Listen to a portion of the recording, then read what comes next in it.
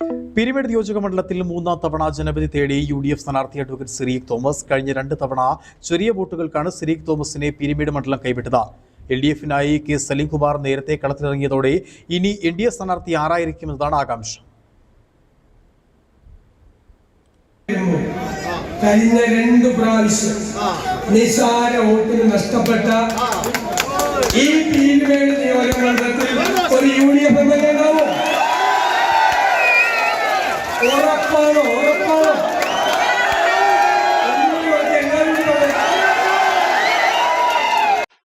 കോൺഗ്രസിന്റെ 2ാം ഘട്ട സ്ഥാനാർത്ഥി പ്രഖ്യാപനത്തിലാണ് സിറീഖ് തോമസ് തന്നെ പീരുമേട് സീറ്റ് എന്നത് വ്യക്തമായത്. പീരുമേട് മണ്ഡലത്തിൽ നിന്ന് തന്നെ സ്ഥാനാർത്ഥി വേണമെന്ന ആവശ്യം നേരത്തെ കോൺഗ്രസ് പ്രവർത്തകർ ആവശ്യപ്പെട്ടിരുന്നു. തുടർച്ചയായി 3ാം തവണയാണ് സിറീഖ് തോമസ് പീരുമേട് മണ്ഡലത്തിൽ മത്സരിക്കുന്നത്. ആദ്യം ES ബിജുമോനോട് 314 വോട്ടുകൾക്ക് പരാജയപ്പെട്ടു. 2ാം തവണ വാഴൂർ സോമനോട് 1835 വോട്ടുകൾക്ക് പരാജയം. കഴിഞ്ഞ 20 വർഷമായി LDF-ന്റെ കൈകളിലാണ് പീരുമേട് മണ്ഡലം.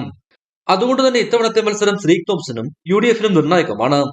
LDF-ലേക്ക് K. സലീംകുമാർ പര്യടനം നേരത്തെ തന്നെ ആരംഭിച്ചിരുന്നു. അതിവേഗം മണ്ഡലത്തിൽ ഓടിയെത്താനാകും UDF-ന്റെ ലക്ഷ്യം. NDA സ്ഥാനാർത്ഥി പ്രഖ്യാപനം കൂടി വരുന്നതോടെ ടൂറിസം തോട്ടമേഖലയായ പീരുമേട് മണ്ഡലത്തിന്റെ ചിത്രം വ്യക്തമാകും. ഇടുക്കി വിഷൻ, കുമളി.